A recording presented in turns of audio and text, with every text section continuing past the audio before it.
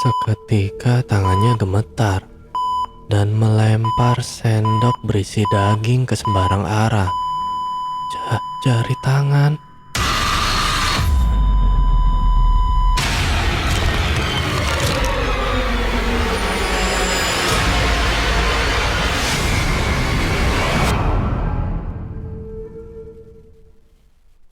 Halo para pecinta kisah horor di luar sana.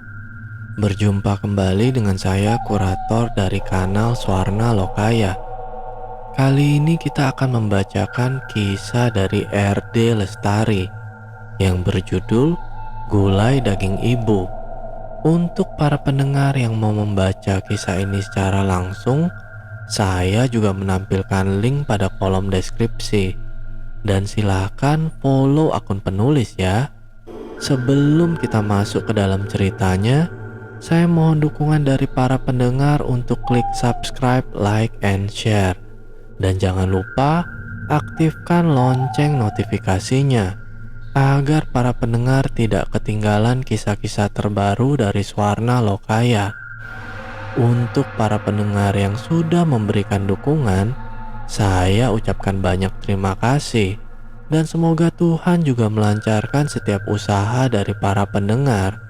Mari kita mulai tenggelam dalam kisah ini. Kisah dimulai. Aroma masakan menyeruak begitu menggoda. Keluar dari rumah berlatar luas di samping rumah Parni. Wanita parubaya yang sedari tadi menelan ludah. Membayangkan betapa nikmatnya makanan yang sudah lama diidam-idamkan keempat anaknya. Bu, bau apa ini bu? Nikmat sekali. Tono, anaknya yang berumur 4 tahun berdecak berulang kali. Seolah ikut merasakan nikmatnya aroma yang masuk dalam hayalannya. Bayangin nak, itu daging gulai.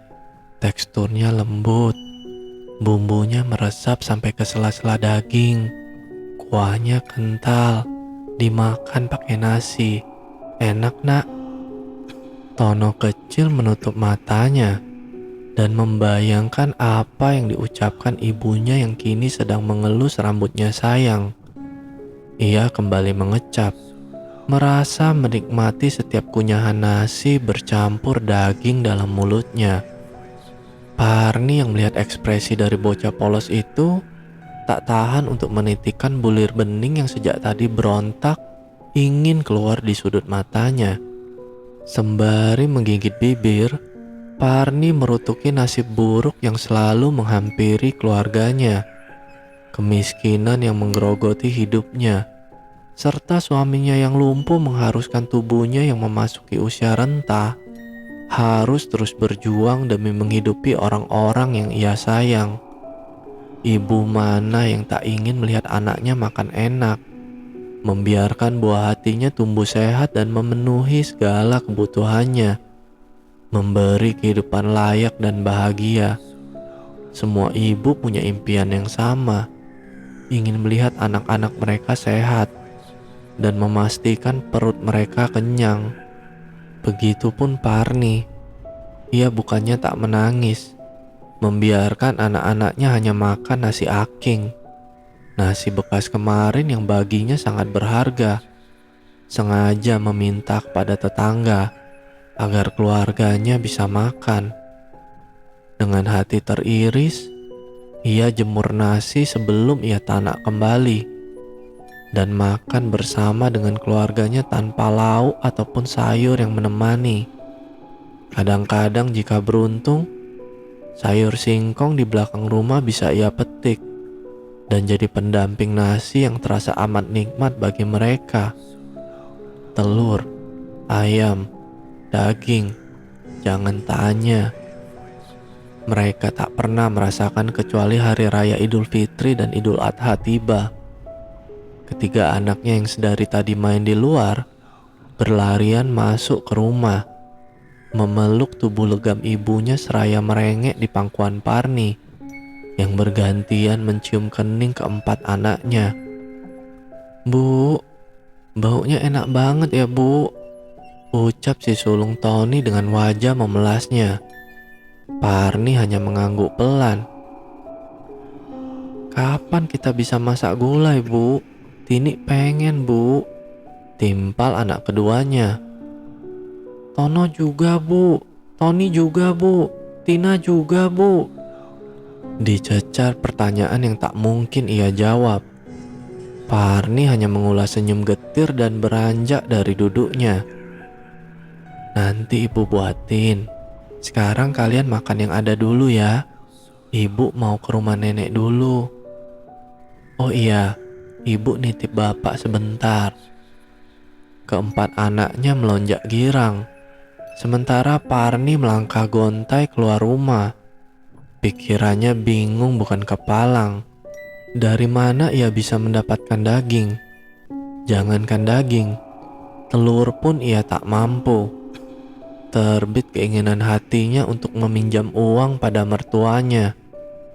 Tapi ketika teringat kembali jika mertuanya sudah mewanti-wanti untuk tidak datang menginjakan kaki lagi di rumahnya, membuat wanita parubaya itu mengurungkan niatnya dan memilih duduk di bawah pepohonan rindang yang dekat dengan areal pemakaman. Itulah akibatnya jika masih melawan dengan orang tua. Sekarang kau urus saja Gito, suamimu itu. Aku tak sudi melihatmu kamu lagi. Sejak awal aku sudah tahu jika kamu itu cuma akan jadi pembawa sial bagiku dan juga anakku. Tapi memang dasar ngeyel, dia tetap mau menikahimu. Salah siapa masih nekat menikah, padahal kamu tahu aku tidak suka. Kata-kata menyakitkan itu selalu terngiang dan seolah enggan untuk pergi dari benak Parni. Hatinya terlampau sakit. Air matanya kembali menganak sungai, menyebabkan sesak dalam dadanya. Wanita itu kemudian memejamkan mata dan menengadah ke atas, membiarkan perih di hatinya. Kembali wajah keempat anak dan suaminya membayang di pelupuk mata. Ia terhenyak saat mendengar suara beberapa orang berbincang dari area pemakaman. Ia lalu membuka mata dan berdiri, mengintip ke dalam area pemakaman demi menuntaskan rasa penasaran di dalam pikirannya. Benar saja, 4 orang lelaki dewasa sedang membawa cangkul dan sebagian menggali di tengah pemakaman. Dari percakapan mereka, Parni tahu jika ada bayi yang akan segera dimakamkan saat itu juga. Parni mengintip di balik tembok yang membatasi area pemakaman dengan kebun warga. Sebuah ide terbit begitu saja. Ide gila yang akan menjawab semua gundah yang ada di hatinya. Parni tersenyum riang kala membawa sebuah karung putih di pundaknya. Ia sengaja menghindar dan bersembunyi jika ada tetangganya yang lewat. Saat keempat anaknya bertanya, Parni hanya memberi pesan untuk menunggu bersama bapaknya. Tak ada seorang pun yang boleh masuk ke dapur selama proses memasak. Anak-anaknya menurut. Yang penting mereka bisa makan. Jika hanya disuruh menunggu, itu bukan hal yang sulit untuk dikerjakan. Sebuah senyuman bahagia tersungging di bibir Parni.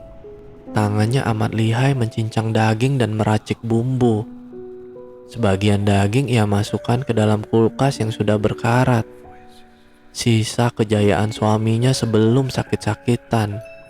Daging ia masukkan setelah bumbu bercampur santan yang ia parut dan peras sendiri dari kelapa yang tumbuh di belakang rumah.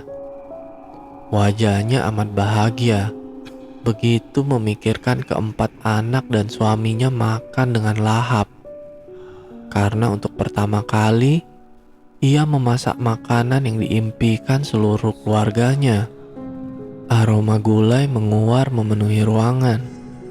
Keempat anak Parni berteriak girang seolah tak sabar untuk menyantap hidangan yang dibuat oleh ibu mereka. Parni menuang gulai daging yang sudah matang ke dalam mangkuk dan membawanya keluar dengan hati yang bergemuruh riang. Keempat anaknya menyambut dengan gembira. Mereka makan dengan amat lahap hingga meminta tambah berulang kali. Sementara Parni dengan rasa sayang menyuapi suaminya, Gito yang bersandar di ujung ranjang. Parni menatap haru keempat anaknya yang mengucap terima kasih padanya. Ia tersadar dari lamunannya kala mendengar suara serak Gito suaminya. "Dari mana uang untuk beli daging, Bu? Tumben bisa makan enak." Parni bergeming sejenak. Jantungnya berdegup kencang, seolah ada ribuan mata yang kini menatapnya. Ia seperti diinterogasi oleh polisi. "Ah, ada orang baik hati. Tadi kasih sedekah di jalan, Pak." Jawabnya terbata. "Oh, iya. Alhamdulillah kalau begitu, Bu. Rasa gulainya amat nikmat. Jika masih ada sisa, jual aja, Bu. Mana tahu laku," usul suaminya. Parni terdiam sembari berpikir. Benar kata suaminya. Jika bisa dijadikan ladang uang, kenapa tidak? "Iya, Bu. Gulainya enak sekali, Bu. Jualan aja. Pasti laku." Tony anak sulungnya ikut menimpali. Merasa diberi banyak dukungan, rasa percaya diri Parni terbit seketika. "Iya, mulai besok ibu akan berjualan gulai daging istimewa." Sulis, tetangga sebelah rumah Parni mengendus. Hidungnya kembang kempis, mencium bau yang amat enak dari rumah gubuk yang selama ini amat jarang sekali tercium bau masakan. Iya, sebagai tetangga dia tahu betapa susahnya Bu Parni. Ia yang sebagai ibu rumah tangga harus rela bekerja sebagai tukang gosok keliling yang hanya berpenghasilan 20.000 setiap ada yang memakai jasanya. Itu pun tidak setiap hari. Kadang 2-3 hari ia harus gigit jari karena tak ada yang menghubungi. Itulah yang sering dikeluhkan oleh tetangganya itu. Kadang ia sering melihat Bu Parni menangis, memikirkan nasib keempat anaknya dan suaminya yang lumpuh hingga tak mampu mencari nafkah.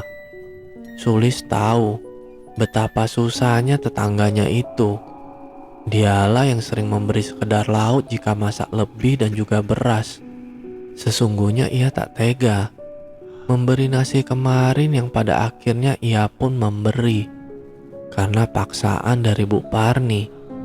Seperti hari ini, ia mendapat daging dari mertuanya 0,5 kilo. Ia ingin membagi ke Bu Parni, tapi untuk dirinya dan keluarga pun pas-pasan. Alhasil, ia hanya bisa mengelus dada dan meminta maaf dalam hati. Namun, siang ini ia mencium aroma yang sama. Hatinya mulai bertanya, dari mana uang Bu Parni hingga bisa memasak daging seperti dirinya? Astagfirullah, maafkan aku Tuhan. Sulis menepuk mulutnya sendiri. Merasa berdosa, sudah berpikiran buruk pada wanita sederhana yang selalu berbuat baik padanya.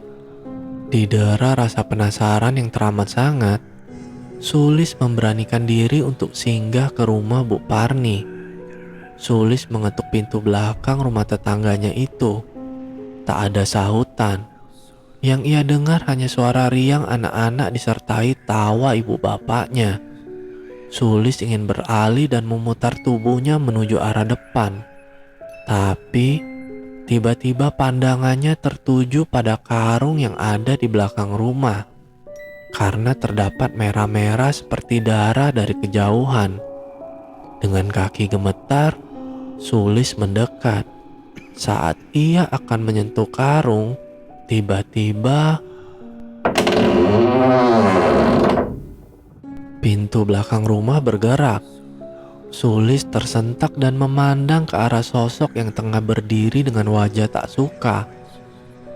Ada apa, Lis? Sosok yang tak lain adalah Bu Parni itu mendekat. Wajah legamnya terlihat panik saat matanya tertuju pada karung yang tadi ia bawa, lupa membuang dan membakarnya.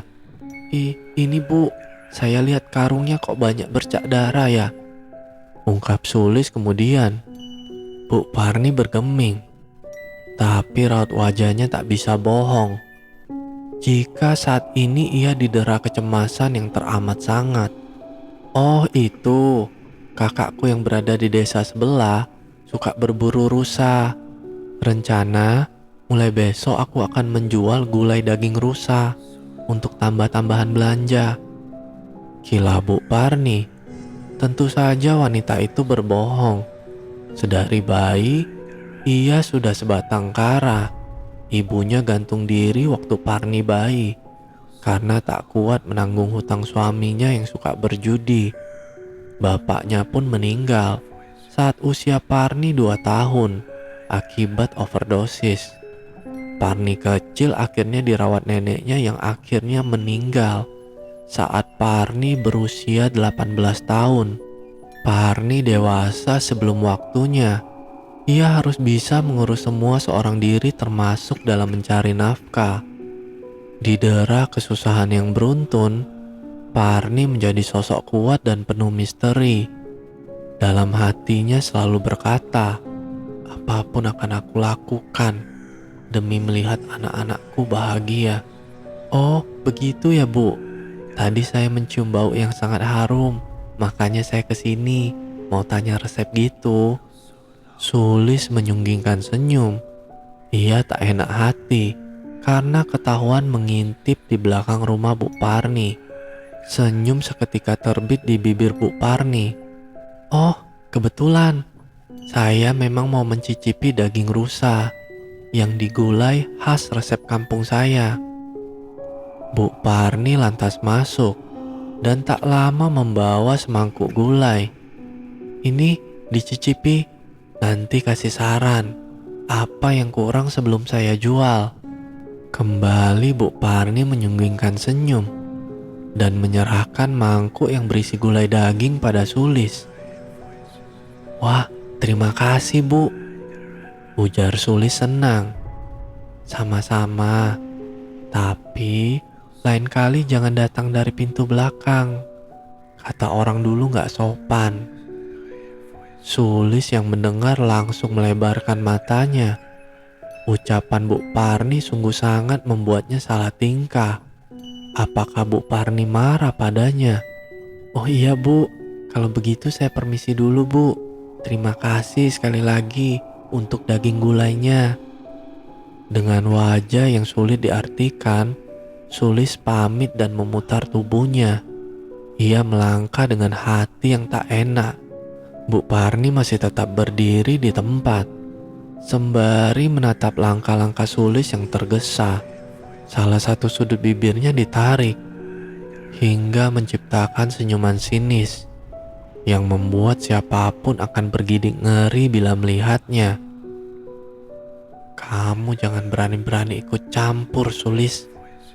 Biarpun selama ini kamu baik, tak menutup kemungkinan kamu yang akan jadi bahan baku untuk gulai selanjutnya. Lirinya seraya memutar tubuh dan meraih karung yang ada bercak darah. Ia lalu merogoh kantung dan meraih koset, memantik api dan membakar karung beserta sampah yang ada di belakang rumahnya. Hampir saja ketahuan. Besok-besok aku harus lebih jeli, gumamnya sembari melangkah masuk ke dalam rumah.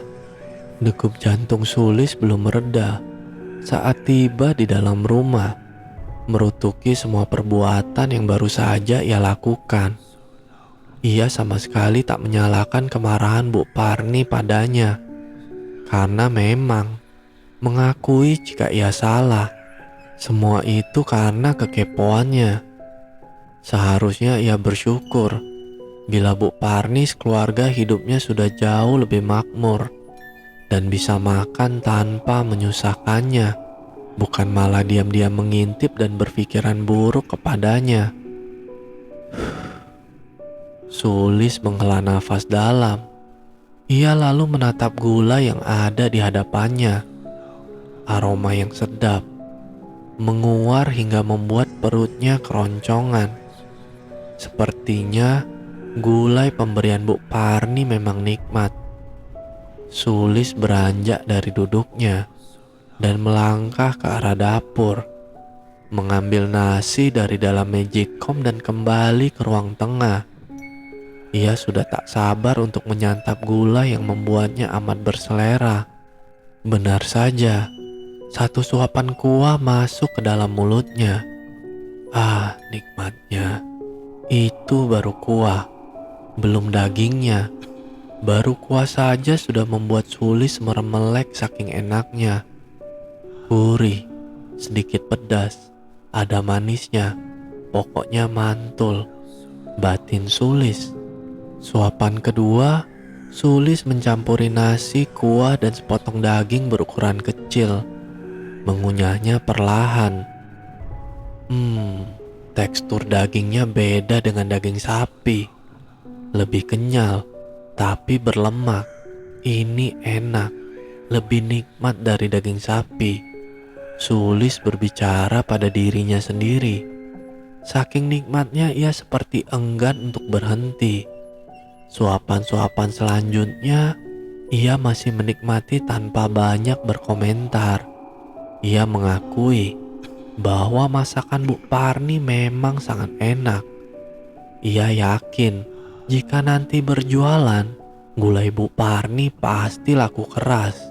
Hingga kuah menyusut dan daging tinggal beberapa potong, mata Sulis menangkap sesuatu yang berbeda pada bentuk daging yang membuatnya mengernyitkan dahi.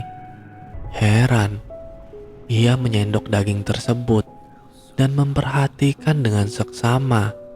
Seketika tangannya gemetar dan melempar sendok berisi daging ke sembarang arah. Jari tangan. Halo para pendengar, masih penasaran dengan kisah gulai daging ibu ini? Karena kisah ini cukup panjang, maka nantikan kisah gulai daging ibu di bagian-bagian berikutnya ya. Baiklah, jika para pendengar suka dengan kisah ini, silakan tinggalkan komentar di kolom komentar. Dan bagi para pendengar yang mau kisahnya dibawakan, silakan kirimkan ceritanya ke email swarna.lokaya@gmail.com. Baiklah, cukup sekian kisah horor kali ini. Semoga para pendengar beserta keluarga sehat selalu. Dan sampai bertemu lagi dengan kisah horor berikutnya. Tentu saja di kanal Swarna Lokaya. Bye.